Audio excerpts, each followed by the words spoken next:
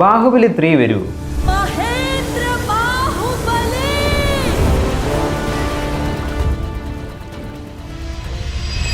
ബാഹുബലി 2 എന്ന് പറയുന്ന സിനിമ ഇറങ്ങിയ സമയത്ത് ഓൾമോസ്റ്റ് ആ ഒരു കഥ കൺക്ലൂഡ് ആയത് തന്നെയാണ് നിന്നിരിക്കുന്നത്. ബാഹുബലി ആ ഒരു മകൻ ക്യാരക്ടറിന് പിന്നെ തുടർഭരണം അങ്ങനെയൊക്കെയുള്ളൊരു സാധ്യതയൊക്കെ ഉള്ളൂ. അല്ലാത്ത പക്ഷം ആ ഒരു സിനിമ പ്രോപ്പർലി എൻ്റേതാണ്. പക്ഷെ എന്നാൽ പോലും ആ ഒരു സിനിമ ഇറങ്ങിയതിന് ശേഷം ഇപ്പോഴും എല്ലാവരും കാത്തിരിക്കുന്ന അതിനൊരു ഒരു ഭാഗം വരുമോ എന്നുള്ളതാണ്. കാര്യമെന്ന് വെച്ചാൽ ഇന്ത്യൻ സിനിമയ്ക്ക് ബാഹുബലി എന്ന് പറയുന്ന സിനിമ കൊടുത്തിരിക്കുന്ന ഒരു മൈലേജ് എന്ന് പറയുന്നത് ഡിഫറെൻ്റ് ആണ്. ഒരു ഡൈനാമിക് മൊത്തം ഇന്ത്യൻ സിനിമയ്ക്ക് മാറ്റിയെന്ന് പറയുന്നത് ബാഹുബലി തന്നെയാണ്. അതിൻ്റെ ക്രിയേറ്ററായിട്ടുള്ള രാജമൗലി എന്ന് പറയുന്ന ഡയറക്ടറിനെ കൊണ്ട് പോലും ബാഹുബലി എന്ന് പറയുന്നൊരു മാജിക് ഇനി റീക്രിയേറ്റ് ചെയ്യാൻ പറ്റുമോ, അല്ലെങ്കിൽ എന്തൊക്കെ സിനിമ ഇവിടെ വന്നാലും, അല്ലെങ്കിൽ പാൻ ഇന്ത്യൻ സിനിമകൾ, അല്ലെങ്കിൽ പല ഇൻഡസ്ട്രിയിലുള്ള പല പല വലിയ വലിയ സിനിമകൾ എന്ന് പറയുന്ന ബിസിനസ് ഒരുപാട് വലിയ ബജറ്റിൽ വരുന്ന സിനിമകളൊക്കെ ഉണ്ടെങ്കിൽ പോലും ബാഹുബലി ഇന്ത്യൻ സിനിമയിൽ ക്രിയേറ്റ് ചെയ്തൊരു മാജിക് ഇനിയും ഉണ്ടാകുമോ? അതെപ്പോഴുള്ളൊരു ഡൗട്ടാണ്. എന്നെ സംബന്ധിച്ച് ഇപ്പോൾ ഒരുപാട് സിനിമകൾ ബാഹുബലിയുടെ കളക്ഷൻ ഭേദിച്ചുകൊണ്ട് തന്നെ, അല്ലെ ബാഹുബലി ഇട്ടിരിക്കുന്ന റെക്കോർഡുകളൊക്കെ ബ്രേക്ക് ചെയ്ത് ഇപ്പോഴും വരുന്നുണ്ട്, വലിയ വലിയ സിനിമകളൊക്കെ വരുന്നുണ്ട്. എന്നാൽ പോലും ബാഹുബലി നമ്മൾ തിയേറ്ററിൽ കണ്ടപ്പോൾ, അല്ലെങ്കിൽ ബാഹുബലി നമുക്കൊരു തന്നിരിക്കുന്ന ഒരു മാജിക്ക് റീക്രിയേറ്റ് ചെയ്യാൻ ഒരു സിനിമയ്ക്കും ഇൻക്ലൂഡിങ് രാജമൗലിക്കും പറ്റില്ല. ഞാൻ RRR കണ്ടപ്പോൾ എനിക്ക് തോന്നിയിട്ടുള്ളത് ഓക്കെ, ബാഹുബലി എന്ന് പറയുന്ന സംതിങ് ഡിഫറെൻ്റ് ആയിരിക്കും. ഇനി കുറേ കാലത്തേക്ക് ഇന്ത്യൻ സിനിമ എത്രത്തോളം ഉണ്ടോ അത്രയും നാൾ ബാഹുബലി എന്ന് പറയുന്ന ഒരു സിനിമ ഉണ്ടാകും. സോ ഞാൻ ഈ ഒരു കാര്യം പറയാനുള്ള മെയിൻ കാരണം എന്ന് വെച്ചാൽ, ബാഹുബലി 3 എന്ന് പറയുന്ന സിനിമ ഒഫീഷ്യലി ഉള്ളൊരു കാര്യങ്ങളൊന്നുമല്ല. പക്ഷെ എന്താ പറയുക, നെറ്റ്ഫ്ലിക്സിൽ അവരുടെ ഒരു പുതിയൊരു സീരീസ് ബാഹുബലി ടീം, എനിക്കൊന്നും ബാഹുബലി ഇറങ്ങിയിട്ട് ഒരു 11 വർഷമാവുകയാണ് നെക്സ്റ്റ് മന്ത്. സോ അത് റിലേറ്റഡ് ആയിട്ട് അങ്ങനെ റിലീസ് ചെയ്തൊരു സീരീസാകെ ഒരു 4 എപ്പിസോഡുള്ളൊരു സീരീസ് എന്ന് വെച്ചാൽ ഒരു ഡോക്യുമെൻ്ററിയാണ്. ആക്ച്വലി ബാഹുബലി അവർ ചെയ്തിരിക്കുന്ന ഫസ്റ്റ് സൈൻ ചെയ്യുന്നിടം മുതൽ, കഥ പ്രോപ്പർലി ആകാതെ സൈൻ ചെയ്യുന്നത് മുതൽ ഇപ്പോൾ ഇത്രയും കാലം സംഭവിച്ചിരിക്കുന്ന മാറ്റങ്ങളെ പറ്റിയൊക്കെ അവർ സംസാരിക്കുന്ന ഒരു 4 എപ്പിസോഡ് വരുന്ന, ഓൾമോസ്റ്റ് ഒരു ഹാഫ് ആൻ അവർ വെച്ചിട്ടുള്ള 2 എപ്പിസോഡിനൊരു 40 മിനിറ്റ് ഉണ്ട്. ബാക്കിയെല്ലാം ഒരു മാക്സിമം ഒരു ഹാഫ് ആൻ അവറുള്ള 4 എപ്പിസോഡ്. അതിനെപ്പറ്റി അവർ കൂടുതൽ സംസാരിക്കുന്നത് ബാഹുബലി എന്ന സിനിമ എങ്ങനെ ഉണ്ടായി, അതെങ്ങനെയാണ് ഡ്രീം ചെയ്യുന്നത്, അന്ന് വരെ. ഇപ്പം നമുക്ക് ഒരുപാട് കാര്യങ്ങൾ ഓക്കെ ഇതൊക്കെ ഭയങ്കര സിമ്പിളല്ലെന്ന് തോന്നുന്ന, പക്ഷെ ആ ഒരു സമയത്ത് ഇപ്പോൾ പാൻ ഇന്ത്യ അല്ലെങ്കിൽ സൗത്ത് ഇന്ത്യ നോർത്തൊക്കെ ഒന്നുമല്ല ഇന്ത്യൻ സിനിമയാണെന്നൊക്കെ പറയുന്ന ഇപ്പോഴത്തെ കാലത്ത് നമ്മളത് കഥ കേൾക്കുമ്പോൾ ഒന്നുമല്ല എന്ന് തോന്നും. പക്ഷെ എന്നാൽ പോലും ആ ഒരു ടൈമിൽ അവരെടുത്തിരിക്കുന്ന ഒരു എഫേർട്ട്, അല്ലെങ്കിൽ അവരെടുത്തിരിക്കുന്ന ഒരു റിസ്ക് എന്ന് പറയുന്നത് വളരെ വലുതാണ്.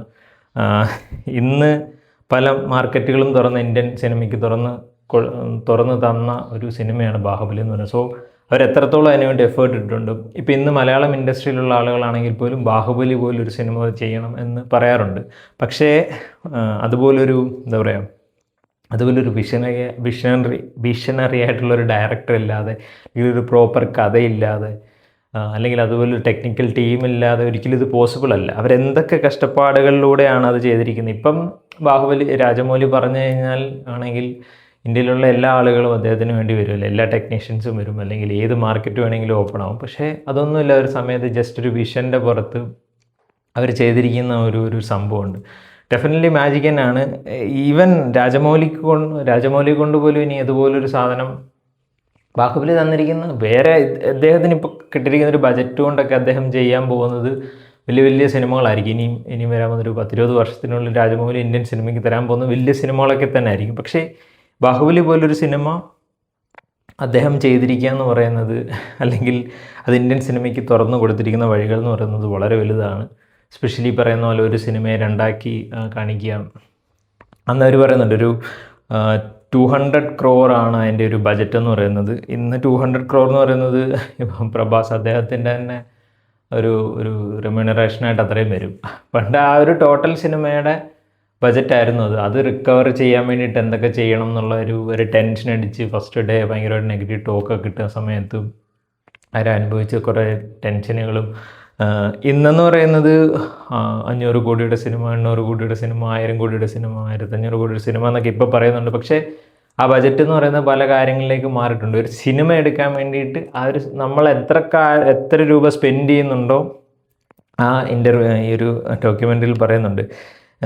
ഇതിൻ്റെ ബജറ്റ് ഒരു പോയിന്റിൽ ഇവർക്ക് നോർമലി ഉള്ള സിനിമ അത്രയും നാളുണ്ടായിരുന്ന ഒരു സിനിമയുടെ ബജറ്റ് ഇത്രയാണ്, പക്ഷേ ബാഹുബലിയുടെ ഇപ്പോൾ കറൻലി ഉള്ള ബജറ്റ് ഇത്രയാണ്, പക്ഷേ ബാഹുബലിക്ക് വേണ്ടൊരു ബജറ്റ് ഇത്രയാണ്. ആ ഒരു ലിമിറ്റഡ് ബജറ്റിലാണ്, പക്ഷേ ഈ ഒരു ചെറിയ ബജറ്റിലാണ് ഇവർ ഇത്രയും വലിയൊരു സാധനം ചെയ്തിരിക്കുന്നത്. ഇന്നെന്ന് പറയുന്നത് ബജറ്റ് ഭയങ്കരമായിട്ട് കൂടുന്നുണ്ട്, പക്ഷേ ക്വാളിറ്റി സാധനങ്ങളൊക്കെ എവിടെ ഉണ്ടെന്ന് നമുക്ക് നോക്കണം. ഇതിൻ്റെ തന്നെ ഒരു പോയിന്റിൽ അതിൻ്റെ പ്രൊഡ്യൂസറിനോട് ചോദിക്കുന്നുണ്ട്, ഇതിൻ്റെ ബജറ്റ് ഇവർ പ്രതീക്ഷിക്കുന്നതിനേക്കാൾ കൂടുതൽ ഇങ്ങനെ കൂടിക്കൂടി വന്നുകൊണ്ടിരിക്കുമ്പോൾ ഇവർ ചോദിക്കുന്നുണ്ട് ഇത് നമ്മുടെ കയ്യിൽ നിന്ന് പോകുന്നുണ്ടോ. അപ്പോൾ ആ ഒരു പ്രൊഡ്യൂസർ ഷോബു എന്ന് പറയുന്നത് അദ്ദേഹം പറയുന്നുണ്ട്, നമ്മളത് വേസ്റ്റ് ചെയ്യുകയല്ല, ആ ഒരു എന്താ പറയുക ഒരു ബജറ്റ് വേസ്റ്റ് ചെയ്യുന്നതല്ല, ഈ ഒരു സിനിമയ്ക്ക് അത് വേണം.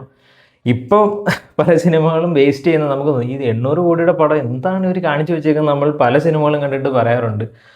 സോ അങ്ങനെയുള്ളൊരു സിനിമ ഇതിൻ്റെ ഒരു 3ാം ഭാഗം വരുമോ എന്നുള്ളതിനകത്ത് ഇതിൻ്റെ ഒരു അനിമേറ്റഡ് സീരീസ് വരുന്നുണ്ട്, എറ്റേണൽ വോർ എന്ന് പറഞ്ഞിട്ട് ഉടൻ വരുമായിരിക്കും. അടുത്ത വർഷമല്ല എൻ്റെ പകുതിയോടുകൂടി അതിൻ്റെ ഒരു അനിമേറ്റഡ് സീരീസ് വരുന്നുണ്ട്. രാജമൗലി പ്രസൻറ്റ് ചെയ്യുന്നൊരു അനിമേറ്റഡ് സീരീസ് ആണ്. അതവർ ഓൾറെഡി ഒഫീഷ്യലി അനൗൺസ് ചെയ്തിട്ടുണ്ട്, അതിൻ്റെ ട്രെയിലറൊക്കെ റിലീസ് ചെയ്തിട്ടുണ്ട്.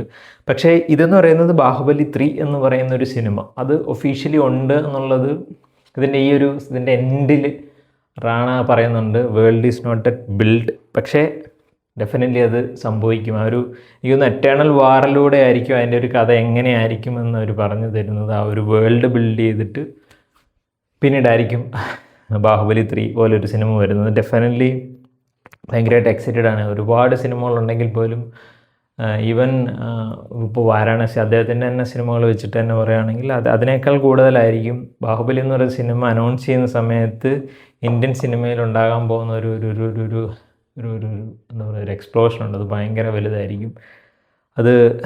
അതെങ്ങനെയാണോ നമ്മൾ ഉദ്ദേശിക്കുന്നത്, അതെന്താണോ അവർ ചെയ്തിരിക്കുന്ന ഒരു ബെഞ്ച് മാർക്ക്, അതിനെയൊക്കെ വേറെ ലെവലിലേക്ക് കൊണ്ടുവന്ന ഒരു സിനിമ.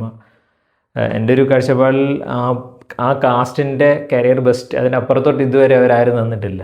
അവരെയൊക്കെ ബിസിനസ് വളർന്ന ഒരു വലിയ വലിയ സിനിമകൾ ചെയ്യാൻ തുടങ്ങി, ഇൻക്ലൂഡിങ് അതിൻ്റെ മെയിൻ കാസ്റ്റിൻ്റെ ആണെങ്കിൽ പോലും അവർ പോലും ഇതുവരെ ഈ ബാഹുബലിയിൽ തന്നിരിക്കുന്ന ഇതിൻ്റെ ബെഞ്ച് മാർക്കിൻ്റെ മുകളിലേക്ക് തരാൻ അവർക്ക് ആർക്കും പറ്റിയിട്ടില്ല.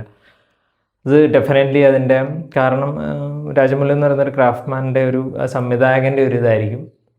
എന്നാലും ഡെഫിനറ്റ്ലി ഇവരെല്ലാം കൂടെ ഒന്നിച്ച് ഈ ഒരു ടീം തന്നെ ആയിരിക്കുമോ എന്നറിയില്ല, എന്തായിരിക്കും എൻ്റെ കഥ എന്ന് നമുക്കിപ്പോൾ പറയാൻ പറ്റില്ല. എന്നാൽ പോലും നല്ലൊരു കിഡിലൻ സിനിമ, ഇന്ത്യൻ സിനിമയുടെ ഡൈനാമിക്സ് മൊത്തം മാറ്റുന്ന രീതിയിലുള്ളൊരു സിനിമ വരട്ടെ. ഞാൻ ഭയങ്കരമായിട്ട് എക്സൈറ്റഡ് ആണ്. ബാഹുബലി എന്ന് പറയുന്ന ഒരു ജസ്റ്റ് ഒരു അനൗൺസ്മെൻ്റ് ആണ്. ചിലപ്പോൾ ഒരു 10 വർഷം കഴിഞ്ഞിട്ടായിരിക്കും ഒരു സിനിമ വരുന്നത്. ഇപ്പം വാരാണസി കഴിഞ്ഞിട്ട് വേറെ കമ്മിറ്റ്മെൻറ്റൊക്കെ കഴിഞ്ഞിട്ടൊക്കെ ആയിരിക്കും ഒരു സിനിമ വരുന്നത്. എന്നാൽ പോലും ഈവൻ 10 വർഷമായാലും 15 വർഷമാണെങ്കിലും ബാഹുബലി പോലൊരു സിനിമയ്ക്ക് 3rd പാർട്ട് വരികയാണെങ്കിൽ അത് വേറെ ലെവലായിരിക്കും. അത് ഏത് റേഞ്ചിലാണ് വരാൻ പോകുന്നത്. പണ്ട് അദ്ദേഹത്തിനൊരു തെലുഗു സ്റ്റേറ്റിൻ്റെ അല്ലെങ്കിൽ ഇന്ത്യൻ മാർക്കറ്റ് മാത്രം നോക്കിയാൽ മതിയായിരുന്നു. മൊത്തം വേൾഡിൻ്റെ മാർക്കറ്റും വാരാണസി പോലൊരു സിനിമയിലൂടെ തുറന്ന് അതിന് ശേഷമായിരിക്കും ഇങ്ങനെ ഒരു വലിയ സിനിമ വരുന്നത്. ഡെഫിനറ്റ്ലി ഭയങ്കരമായിട്ട് എക്സൈറ്റഡ് ആണ്. സോ ഇതൊന്ന് ജസ്റ്റ് ഒന്ന് പറയണമെന്ന് തോന്നി, അതുകൊണ്ടാണ് പറഞ്ഞത്. സോ ഞാൻ അതിന് വേണ്ടിയിട്ട് ഭയങ്കരമായിട്ട് എക്സൈറ്റഡ് ആണ്. നിങ്ങൾ ബാഹുബലി 3 എന്ന് പറയുന്ന ഒരു സിനിമയ്ക്ക് വേണ്ടിയിട്ട് എക്സൈറ്റഡ് അല്ലെങ്കിൽ അതിന് വേണ്ടി വെയിറ്റിംഗ് ആണെങ്കിൽ കമൻറ്റിൽ പറയാം.